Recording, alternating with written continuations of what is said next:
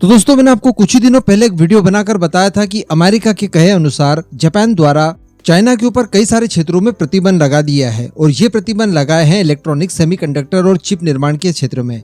यानी इन सब चीजों को मैन्युफैक्चर करने के लिए जो सबसे ज्यादा जरूरी चीज होती है, जिन्हें टूल्स कहा जाता है, इन्हें मैन्युफैक्चर करने के लिए उन टूल्स की सप्लाई को लेकर जापान द्वारा चाइना के ऊपर सैंक्शंस लगा दिए गए हैं ताकि चाइना का जो इलेक्ट्रॉनिक मार्केट है वो कहीं ना कहीं पिछड़ जाए। और साथ ही मैंने आपको ये भी बताया था कि जापान, अमेरिका और नीदरलैंड मिलकर एक इलेक्ट्रॉनिक वॉर छेड़ चुके हैं चाइना के खिलाफ। और ये प्रयास जो अमेरिका और जापान द्वारा किए जा रहे हैं ये काफी जरूरी भी था, क्योंकि चाइना अपने इसी इलेक्ट्रॉनिक के दम पर पूरी दुनिया को झुका सकता था। ऐसी परिस्थिति में चाइना को इस क्षेत्र में पीछे करना हर देश के फेवर वाली बात है।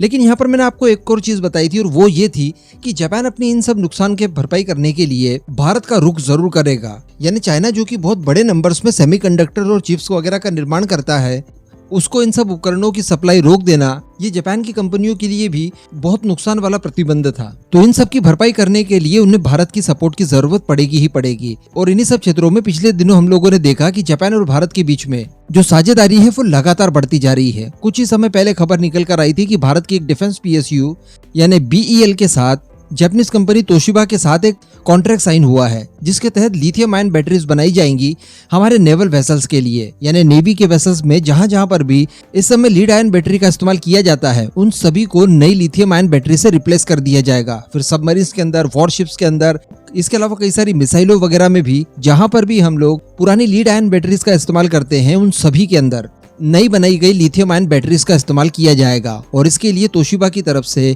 BEL को टेक्नोलॉजी सौंपी जाएगी। अब इसी तरह की एक और खबर निकल कर आ रही है और बताया जा रहा है कि जापान की एक कंपनी जो कि इलेक्ट्रॉनिक के क्षेत्र में काफी लीडिंग कंपनी मानी जाती है, इसका नाम आपने पहले जरूर सुना होगा, मित्सुबिशी।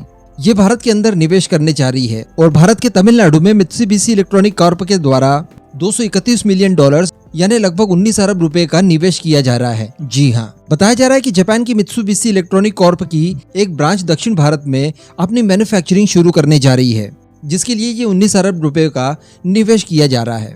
और बताया जा रहा है कि इस परियोजना से भारत के अंदर कुल 2004 लोगों को रोजगार भी मिलेगा। यानी ये भारत के अंदर मैन्युफैक्चरिंग यूनिट सेटअप करेगी, उसमें कम से कम 2000 लोगों के लिए जॉब्स भी जनरेट की जाएगी। दरअसल तमिलनाडु के जो CM है स्टालिन जी, वो जापान और सिंगापुर की यात्रा पर जा रहे हैं। इससे ठीक एक दिन पहले मित्सुबिशी इलेक्ट्रॉनिक कॉर्प की तरफ से ये घोषणा की गई है। दरअसल बताया जा रहा है कि जनवरी 2024 में तमिलनाडु के अंदर ग्लोबल इन्वेस्टमेंट समिट रखा गया है। अब इसी संबंध में कई सारे सरकारी अधिकारी और कई सारे उद्योगपतियों को निमंत्रित करने के लिए 23 मई को जापान और सिंगापुर में एक प्रतिनिधि मंडल का नेतृत्व करेंगे। बताया जा रहा है कि ये जो तमिलनाडु में ग्लोबल इन्वेस्टमेंट समिट होने जा रहा है, इसमें लगभग दुनिया भर के 100 देश अपनी भागीदारी दर्ज करवाएंगे। और इसके पीछे का लक्ष्य ये है कि तमिलनाडु में जॉब्स जनरेट हो और इसी के साथ साथ राज्य की जो अर्थव्यवस्था है उसे $1 ट्रिलियन तक पहुंचाया जाए। क्योंकि हम सभी जानते हैं कि तमिलनाडु जो है वो देश की दूसरी सबसे बड़ी अर्थव्यवस्था है राज्यों के मामले में, और बड़े पैमाने पर इन्वेस्टमेंट को ये अपनी ओर आकर्षित कर भी सकता है। तो कोई बहुत बड़ी बात नहीं है कि इस राज्य की इकोनॉमी को $1 ट्रिलियन तक ले जाया जाए 2030 तक। इस वजह से ये ग्लोबल इन्वेस्टमेंट समिट रखा गया है। और अच्छी बात यह है कि यहाँ पर शुरुआत में ही जापान की एक कंपनी द्वारा इन्वेस्टमेंट की घोषणा कर दी गई है। और वैसे भी अगर स्पेशली तमिलनाडु की बात की जाए तो जापान के साथ उनका एक अलग ही संबंध है।